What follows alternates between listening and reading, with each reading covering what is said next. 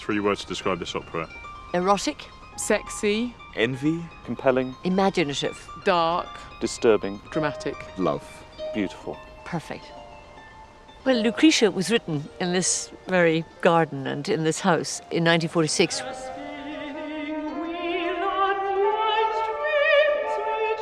I was absolutely knocked for six when Glyndebourne invited me to come and sing Lucretia, because I knew that it had debuted here. It was a world premiere, and I believe this is the first new production since. Lucretia is a short story about a terrible night, but it's really about the love between a husband and wife, what it is to be in a marriage and to have that marriage ripped apart. For Lucretia, she has this very deep love for her husband, but they've obviously been married for quite some time. It's a stable love.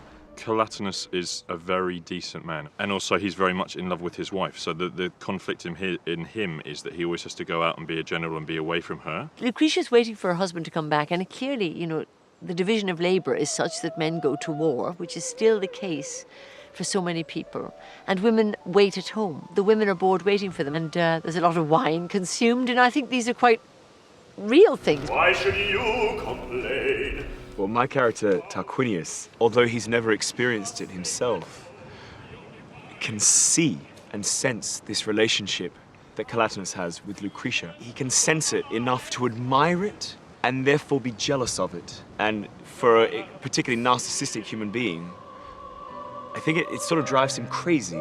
She experiences something different with Tarquinius when she first meets him, and there is obviously chemistry between these two people. So you have the feeling that they would be spectacular lovers.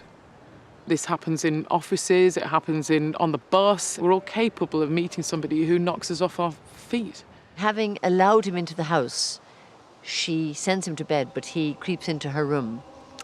And she tries to send him away, but he doesn't go.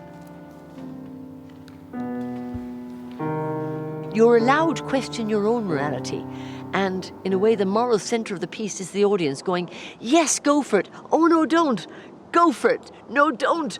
But you're having an exquisite experience at that moment.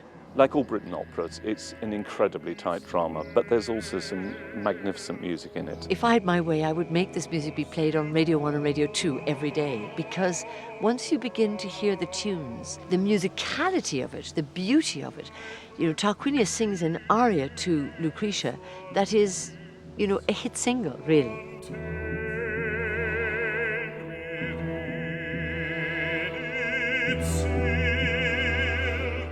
Everybody knows Fiona Shaw as a great actress, but she's possibly even a greater director. I'll ask friends back home in the States, do you like Harry Potter? And I've sent them I'll tell them, that's my director, and of course they all go nuts.